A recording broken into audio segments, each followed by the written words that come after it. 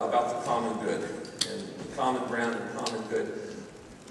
Can you give me an example of a time, I've seen that a lot of good legislation gets killed because of party loyalty. Can you give me a good example where you win against party loyalty and maybe even win against your own best interest for the good of America? Well, I'll give you an example that in fact I worked with John McCain on, and that was the issue of campaign ethics reform and finance reform. That wasn't probably in my interest or his for that matter, because the truth was that both Democrats and Republicans sort of liked the status quo. And I was new to the Senate, and it didn't necessarily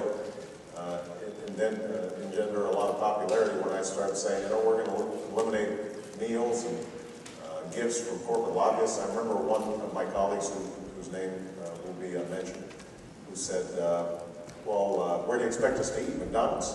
And I thought, well, actually, a lot of the constituents probably do eat McDonald's, so that wouldn't be such a bad thing. But I think that we were able to get a bill passed that hasn't made Washington perfect, but at least has started moving things forward. I guess the other example where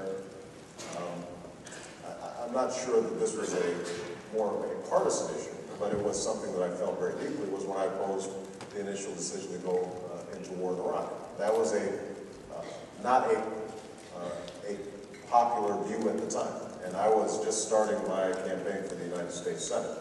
And I think there were a lot of people who advised me, you should be cautious, this is going to be successful.